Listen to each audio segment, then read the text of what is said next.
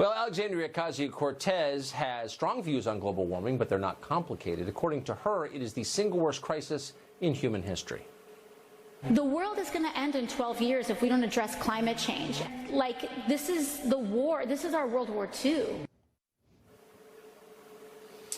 Ocasio-Cortez's confidence is made possible, as it usually is, by complete ignorance. Not knowing anything helps. For example, Washington, D.C. was battered by flash floods on Monday morning after the city received about 4 inches of rain in barely 2 hours. Ocasio-Cortez quickly exploited the tragedy by tweeting that the flooding was the fault of Republicans for not implementing her Green New Deal. But she was quickly rebuked by actual meteorologists, one of whom tweeted this, quote, "First a tornado and now a flash flood. The Congresswoman does not miss an opportunity to turn a weather event she experiences into a political statement. A slow-moving thunderstorm is not, quote, climate." Joe Bastardi is chief meteorologist at weatherbell.com and author of the Climate Chronicles. He joins us tonight. Joe, thanks a lot for coming on. So does the Congresswoman have a grip on the science? That's almost impossible to answer, given the things that she does.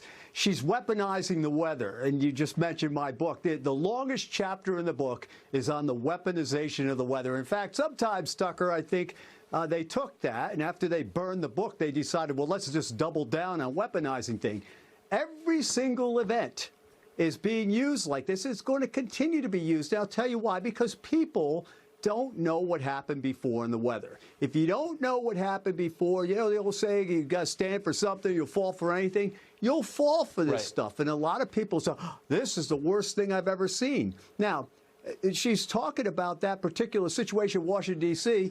She's probably unaware of July 4th, 1969 in Northeast Ohio, July 1977 with the Johnstown flood in Pennsylvania. And this is going on across the board, and it's going to continue. We're going into hurricane season, right? That is one of their favorite things. You just wait and watch what happens in the Gulf over the next few days. I guarantee over the weekend they'll be saying, well, there it is, climate change. But that's not a valid, I mean, that's not a scientifically valid way to understand the weather, is it? Of course it's not. Do you think these folks know what's the perfect temperature of the planet? Does anyone know? What's the perfect level of CO2? Since plants grow, we're greener than we've ever been. Plants grow better when there's more CO2. Maybe that's part of the design here, that there's more food, people's prosperity is going up, life expectancy is going up, climate deaths are going down. I just don't understand. And look, I tell folks all the time, don't believe me. Go look for yourself. I don't know what's happened to curiosity today, all right?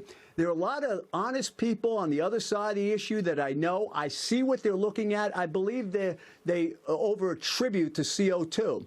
But there's a whole bunch of people here that are simply using this as an agenda-driven idea, and it has very little to do with climate or weather. It has things to do with political ideas. It does seem that way. Joe, thanks a lot for joining us tonight. It is. Hey, thank you for having me anytime. Thank you.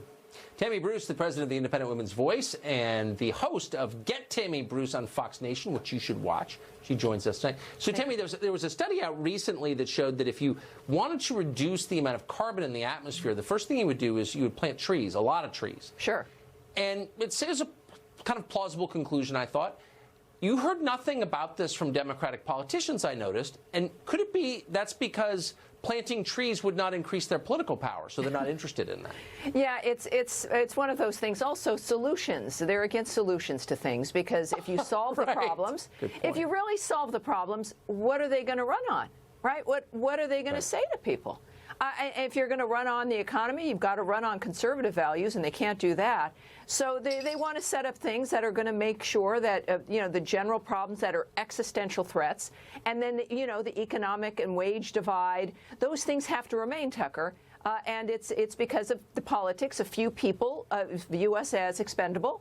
And so that they want their power and fun and votes, and they think we're dumb. And they found out in 2016 that we're not. And we're the new woke. We're the ones who are tired of being lied to. Very tired. Yes. So I want to ask you about a piece that just ran in The Atlantic.